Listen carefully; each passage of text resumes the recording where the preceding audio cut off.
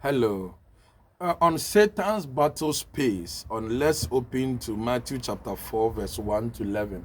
Over there, we say that Jesus was led by the Holy Spirit to the desert to be tempted of the devil. Or this scenario, even let me go back to the book of Genesis. The book of Genesis, what happened, and then the snake came to the Eve and then told Eve that he should eat of the fruit and all that.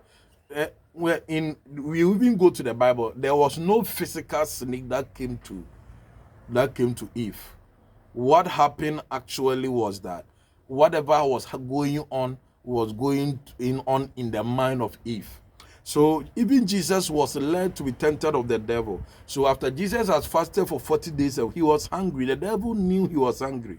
And then Satan came to him that if you are the Son of God, tell these stones to become bread. In other words, turn these stones to become bread. What was Satan trying to do? Number one, indeed, Jesus was the Son of God. And indeed, he could turn the stone into bread. It is true. But then, whatever was happening there was no physical Satan. Whatever was going on there at that time was going on in the mind of Jesus. So even Jesus, the devil wasn't afraid of him. The devil didn't have respect for him. He wanted to manipulate him through his mind. One thing you must understand is that sometimes the devil will push you.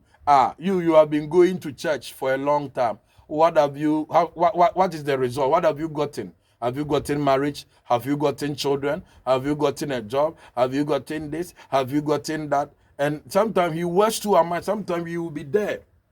If God opens your mind, as anything, as the devil comes bringing stops into your mind, if God open your eye, just like Elisha prayed that God open the eye of my servant. If God should open your eye, you see that physically, you see him that the devil is right beside you, whispering things into you, whispering things into your mind, trying to convince you, telling you, but then it comes to your mind as if you are thinking.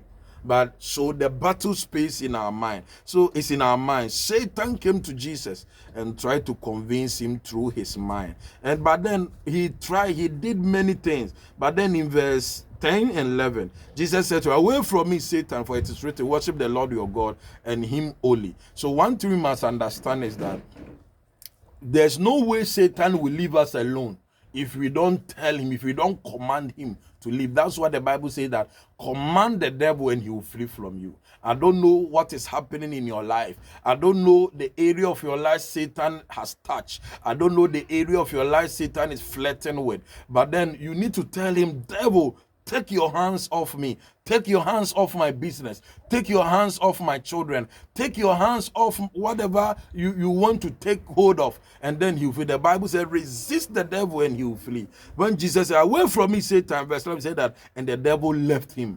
The devil never left him from verse 1 to verse 10. He never left him until Jesus said, away from me. So that we must always command the enemies to leave us. God bless you.